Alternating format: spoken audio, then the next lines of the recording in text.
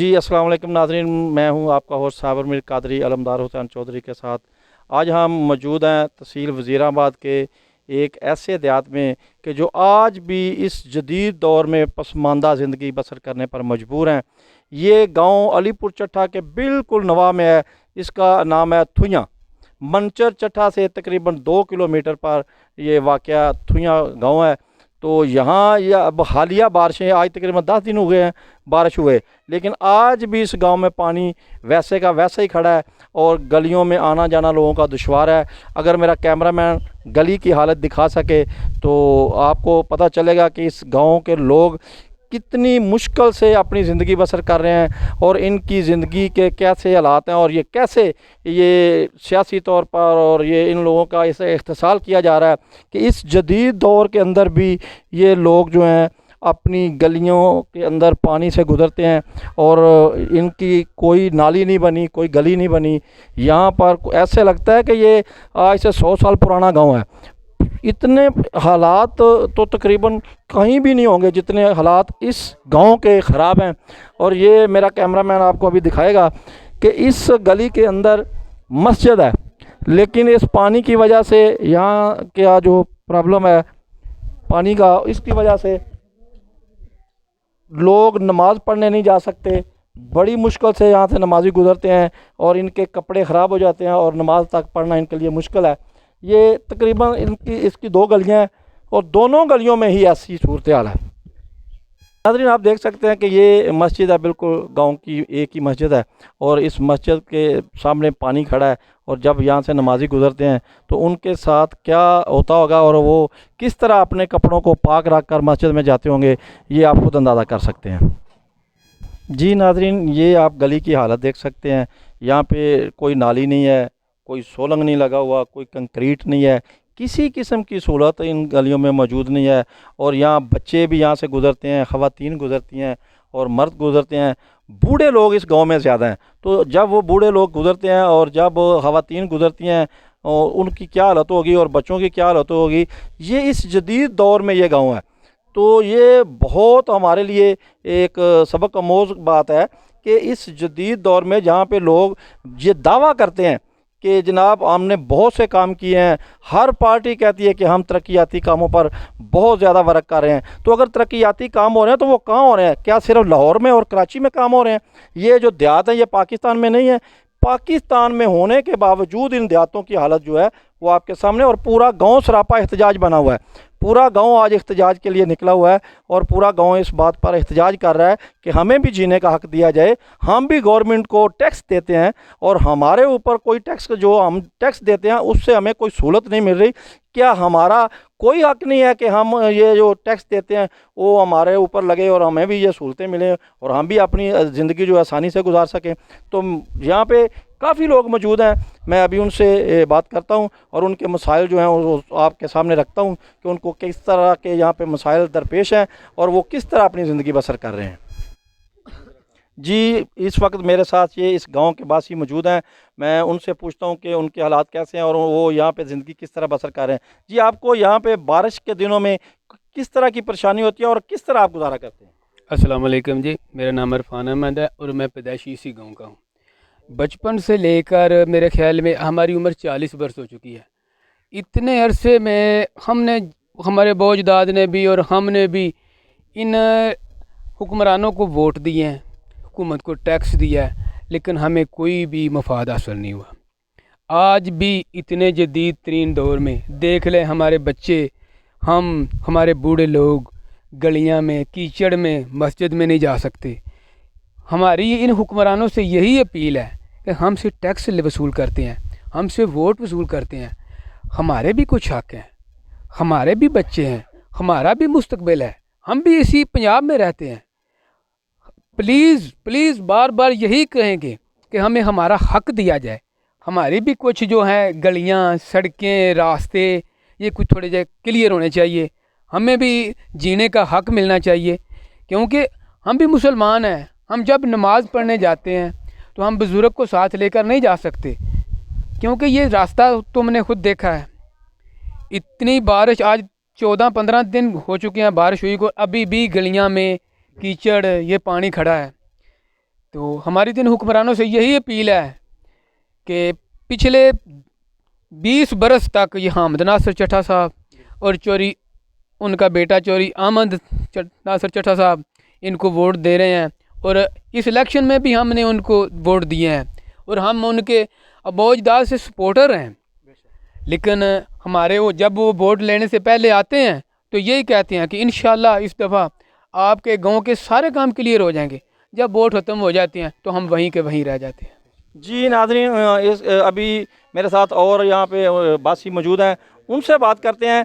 इन लोगों का कहना यह है कि हम साल से चौधरी हामिद नासिर चट्टा और उनके बेटे चौधरी मोहम्मद अहमद चट्टा साहब को वोट देते आ रहे हैं और पीटीआई की सपोर्ट कर रहे हैं। और पीटीआई के 4 साल दौरे हुकूमत में यहाँ इस गांव में 1 रुपए का भी कोई तरक्याती काम नहीं हुआ। ये इनके साथ जुल्म है, ज़्यादती है। इनका मुतालबा ये है कि चौधरी मोहम्मद अहमद चट्टा साहब जो इस हल्के में पीटीआई के नुमाइंदे हैं वो इनके मसाइल की तरफ तवज्जो दें। मैं एक और साथी से आपकी गुफ्तगू करवाता हूँ कि वो इस हवाले से क्या कहते हैं। जी, ये जो मसाइल आपके बने हुए हैं इसके हवाले से आप क्या समझते हैं कि साल से आप चौधरी हामिद नासिर चट्टा और उनके बेटे को वोट दे रहे हैं, तो आपकी सुनवाई नहीं हो रही कहीं पर भी? जी बिल्कुल नहीं हो रही। असी तो इस तरह ही अपना इस पानी च गुजरते जे पे, जो भी वोट होंगे निभाते हैं कि ऐतका तुहाडा हो जाएगा, कोई मसला नहीं साडा हल हो रहा। जी, उन्होंने कभी इलेक्शन के बाद एक दिन भी यहाँ का चक्कर लगाया? नहीं, इधर कोई भी नहीं चक्कर लगाया। यानी जब से इलेक्शन हुआ है चौधरी मोहम्मद अहमद चट्टा साहब एक बार भी आपके गांव में नहीं आए? हमारे गांव में नहीं आए। आपके गांव में नहीं आए? नहीं। तो आप क्या कहेंगे उनसे? हमारी यही है, अपना वे लो अपना साडा पानी कितना खलोते है, असी तो आ जा ही नहीं सकते। जी नाज़रीन, मेरे साथ एक और नौजवान यहाँ पे खड़े हैं। मैं समझता हूँ कि ये नौजवान है और ये बेहतर अपने गांव के मसाइल जो हैं वो बता सकेंगे। और इनसे पहले जो मेरी गुफ्तगू हुई उन्होंने बताया कि हम तो बाप दादा से चौधरी हामिद नासिर चट्टा और उनके ख़ानदान को वोट दे रहे हैं और पीटीआई को सपोर्ट कर रहे हैं और पीटीआई के हम वर्कर हैं।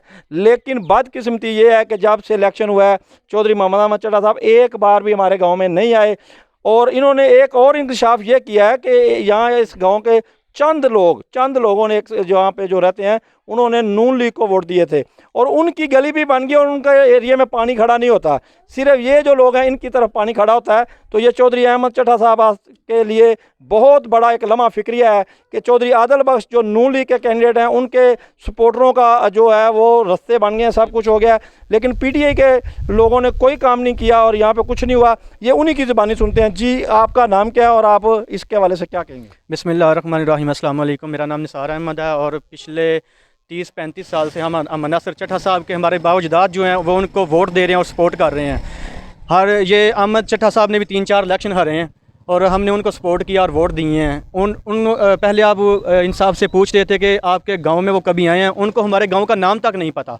वो बस कॉल पर ही पूछते हैं, ठीक है वो गांव ओके है। तो ये साथ वाले जो हमारे मतलब के बड़े बुज़ुर्ग हैं, सरबराह समझ लें, इन मंचर कोटपागा और गांव बुरज वाले जो हजरात हैं, यही कह देते हैं कि बस ठीक है ओके है। और हमेशा हमने उनके कहने पर लब्बैक का है और उनको वोट दिए हैं, लेकिन आज तक अहमद चट्टा साहब को हमारे गांव का नाम तक नहीं पता, काम वो क्या करवाएंगे। यानी आपके गांव में वो वोट लेने भी नहीं आते, ये इर्द गिर्द के देहातों के जो चौधरी हैं वही उनको कह देते हैं कि ये तुझा हमारे साथ है, ये सब आवाम हमारी अपनी है, ये हमारे वोट हैं और यहाँ से जीतते भी वही हैं। लेकिन अगर वो नई असम्बली में विन करते तो ये उनके नसीब हैं, लेकिन आप तो उनको सपोर्ट करते हैं दूसरे चौधरीों के कहने पर।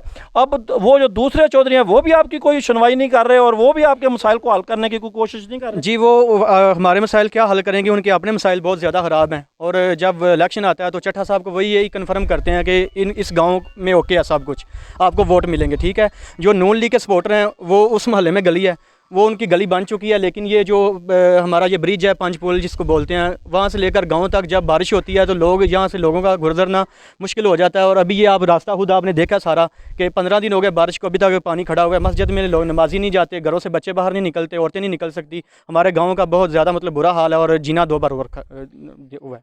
तो क्या आप समझते हैं कि तब्दीली इसी का ही नाम है कि आपका देहात तो जो है वो 35 साल या 40 साल से आप एक आदमी को सपोर्ट कर रहे हैं और आपके गांव में तब्दीली नहीं आई? वैसे तो नए पाकिस्तान की बुनियाद रखी जा चुकी है और वो उनके बड़े दावे हैं कि हमने बहुत से तरक्याती काम किए हैं। तो क्या इस गांव में कोई एक ऐसा काम जो उन्होंने करवाया हो कि ये जी तरक्याती काम आपके गांव के लिए? जी, मैंने पहले भी आपको बताया कि वो काम तो तब करवाएं जब उनको इस गांव का पता हो। अहमद चट्टा साहब को इस गांव का नाम तक नहीं पता, वो इस गांव को नहीं जानते, काम वो कहाँ से करवाएंगे। और जो आदिल बख्श चट्ठा साहब हैं हमारे इधर जो मुतलका एमपी हैं, वो इस वजह से काम नहीं करवाते कि क्योंकि वो हमारी गांव की मुखालफत करते हैं। और जिन लोगों ने उनको वोट दिए थे उनकी वो गली बनी हुई है यहाँ पे, मतलब कि चट्ठा साहब कभी हमारे गाँव में तारीख में कोई बंदा बता दिया अहमद चट्ठा साहब, आदिल बख्श चट्ठा साहब या हमद नसर चट्ठा साहब को किसी ने इन रास्तों पर देखा भी हो।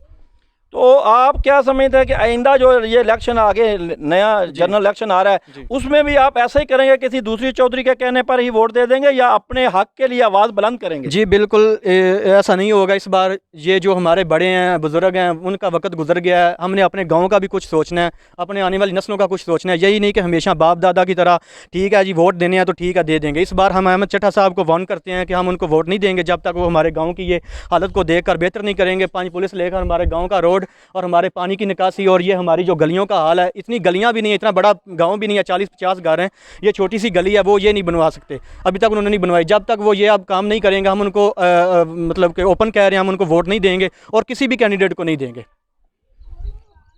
इस वक्त मेरे साथ एक हमारे और यहाँ पे दोस्त मौजूद हैं, उनसे बात करते हैं कि वो इस हवाले से क्या कहते हैं। जी अस्सलाम वालेकुम जी। सबसे पहले तो सब भाइयों को अस्सलाम वालेकुम। दूसरी बात ये है कि हमारे गांव का ये आप हालात दे सकते हैं कि रास्ता भी गुजरने के लिए अच्छा नहीं है। जो भी मेहमान आते हैं वो भी एक बार आते हैं, दोबारा आने का नाम नहीं लेते कि इतने गंदे रास्ते हैं हमारे गांव के। ये जो हमारे सियासतदान हैं, हमारे चट्ठा साहब, हर साल वोट हमसे ले लेते हैं लेकिन हमारे गाँव का कोई काम भी नहीं करते। उनसे अपील है कि नेक्स्ट हम वोट तब देंगे अगर हमारे गाँव का कोई तरक्याती काम करेंगे। जी बहुत शुक्रिया, इतने कहना चाहेंगे हम। जी नाज़रीन, आपने देखा कि यहाँ के गांव के हर बंदा, नौजवान, बूढ़ा, हर इस बात पर ये बरमला कह रहा है कि हमारे गांव का कोई काम नहीं हो रहा और हमें कोई भी फ़ायदा गवर्नमेंट से नहीं मिला। इसलिए हम इख्तिजाजन ये बात ऐलान कर रहे हैं कि इंशाल्लाह आइंदा इलेक्शन में हम सिर्फ उसी को सपोर्ट करेंगे जो हमारा काम करेगा। और ये देखें, आप देख सकते हैं कि ये सब लोग सरापा एहतजाज हैं और ये बच्चे हैं, ये भी यही कहना चाहते हैं कि हमारे गाँव के काम हो। तो क्या आप बेटा क्या कहना चाहते हो कि आपके गांव का क्या होना चाहिए? हमारे गांव को सड़कें बनने चाहिए और स्कूल जाने के लिए सब रास्ते साफ हो जाएं। आपके स्कूल का कोई रास्ता है? नहीं। स्कूल में जाने का रास्ता ही नहीं है? हाँ जी। तो कहाँ तक है? यहाँ पे प्राइमरी स्कूल है या मिडिल स्कूल है? नहीं, गवर्नमेंट स्कूल है। गवर्नमेंट का प्राइमरी। हाँ जी। तो वहाँ कितने बच्चे पढ़ते हैं तकरीबन? वहाँ पे 10 या 15 स्कूल बच्चे पढ़ते हैं। सिर्फ इस गांव के इस स्कूल में 15 बच्चे पढ़ते हैं? उसकी मेन वजह यही है कि यहाँ का कोई रास्ता नहीं है और यहाँ टीचर पढ़ाने वाले नहीं है? नहीं है, कोई टीचर नहीं है। नहीं। तो बच्चे किससे पढ़ते हैं? बच्चे बस एक ही टीचर आती है, वो भी इस गांव की है। सिर्फ एक टीचर है स्कूल में, इसी वजह से यहाँ के जो बच्चे हैं वो तालीम हासिल नहीं कर रहे। तो आप क्या कहना चाहोगे कोई हुकूमत को? हुकूमत को बस हम यही कहना चाहेंगे तो हमारे स्कूल की सड़कें बना दे और तालीम जारी रख दे। पहले वाला काम नहीं चलेगा जब तक इस गांव का काम तरक्याती कोई भी नहीं होगा। किसी भी लीडर को हम वोट नहीं देंगे। नहीं चलेगा, नहीं चलेगा, पहले वाला काम नहीं चलेगा, नहीं चलेगा, पहले वाला काम नहीं चलेगा। हम अहमद चट्ठा साहब और आदिल बख्श चट्ठा साहब या जो भी जितने भी लीडर हैं उनसे यही कहना चाहेंगे कि पहले वाला काम नहीं चलेगा जब तक हमारा ये काम नहीं होगा। हमारा ब्रिज पंच पुल से लेकर गांव तक रोड नहीं बनेगा और ये हमारी एक ही गली है गांव की, 40-50 घर हैं, एक ही गली है गांव की। जब तक ये गली नहीं बनेगी हम किसी को वोट नहीं देंगे। हम इस गांव का हक लेंगे, इस गांव का हक लेंगे, तब तक वोट नहीं देंगे। नहीं चलेगा, पहले वाला काम नहीं